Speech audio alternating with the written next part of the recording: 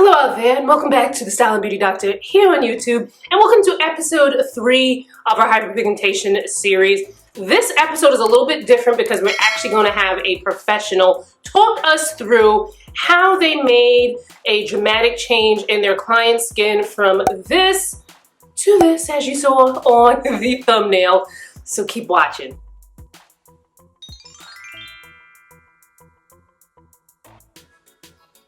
So if you have been watching this channel for some time, you guys know Carla from Fleur de Lis Beauty. Fleur de Lis Beauty is a luxury medical spa out in Brooklyn, New York City that Carla runs with her sister Wendy. They are sisters who are sisters doing it for themselves. And I've actually visited the salon twice, once to get a hydrofacial and another time to get a VI peel, both of which I have documented, so make sure you check that out. But the ladies had posted a before and after that had me like, wow, we need to talk about that on this channel.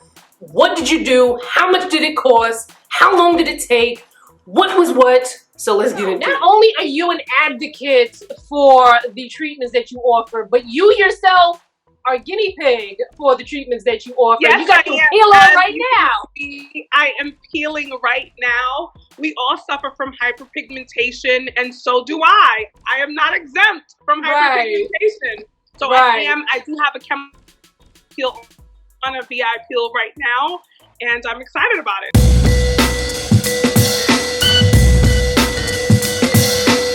So she was actually a nursing student. She just had a baby at the time, so she had a little bit of melasma as well.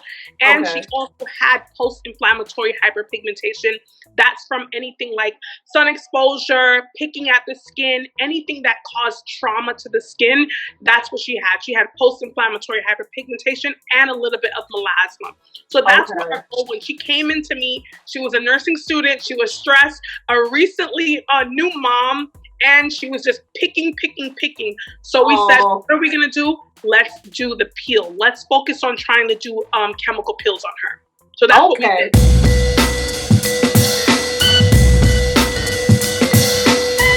The first time she came in, we gave her a deep pore facial.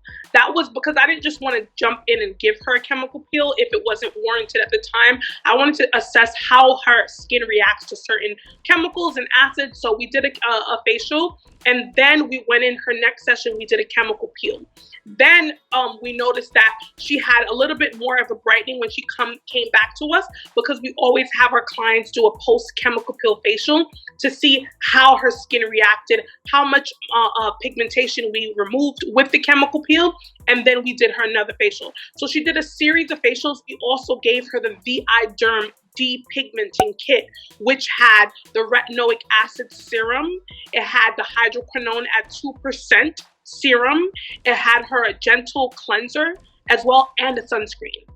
Okay, so this is stuff that she took and did at home. Yes, this is stuff that she took and did at home. So she came in, she got a deep pore facial, just to kind of assess her skin and, you know, I guess maybe have some extractions and things like that. Yeah. Then you determined it was necessary for chemical peel. Go on and do a chemical peel. What kind of chemical peel did she get first? She got her first VI peel. And that is all that we use. We only got VI peels for her. She didn't do any other system. All throughout she did VI peels? Yes, she just did VI peels, which is the same one that you got, which is the same one that I have on now. And the VI peel is really good because it helps with skin of color. So mainly a lot of chemical peels sometimes causes more pigmentation issues, but thankfully the VI peel is formulated for people of color. Mainly it has vitamin C, it has phenol, it has TCA in very amounts. So it really helps with pigmented skin. Okay. And this goes back to the point where you guys really have to be diligent to make sure that your skincare pro, whether it's an esthetician or a dermatologist, really understands skin of color.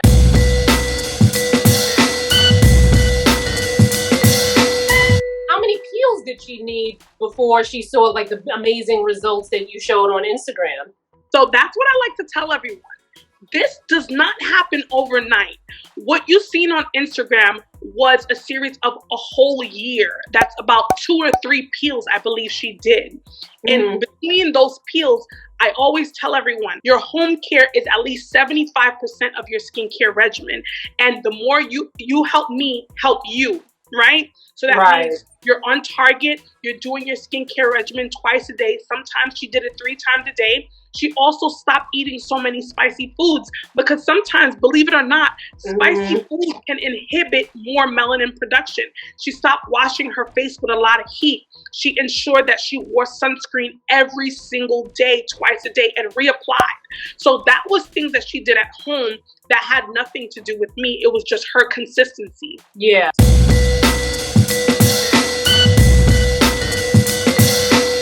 So you mentioned that the at-home regimen is super important. 100%.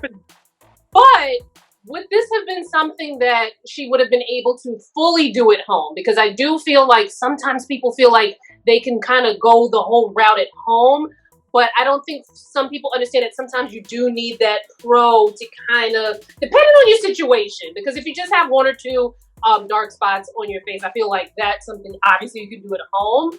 But to this extent, how much of a success would it have been if she did this all at home? It wouldn't have been a success at all.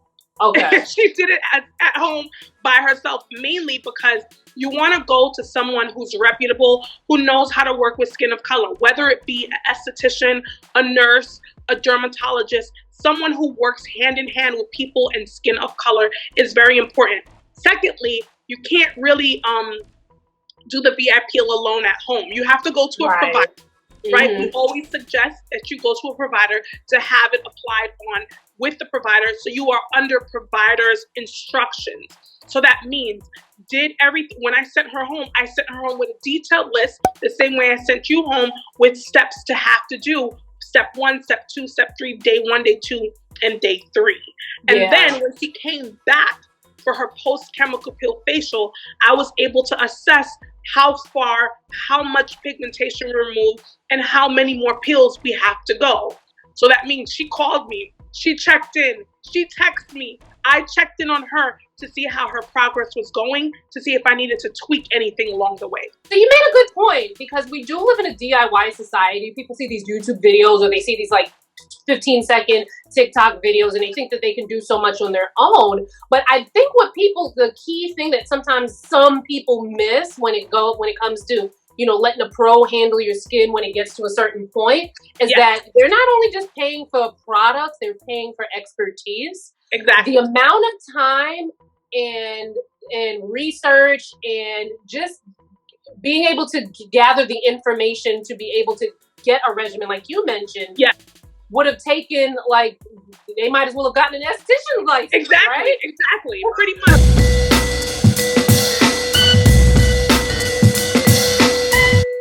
Now, ballpark figure about how much money, because I know that's a very important thing for people. How much does something like this cost, like the whole year worth of treatment? A whole year, within a span, I wouldn't do more than 4 or 5 peels in 1 year, to be completely honest with you.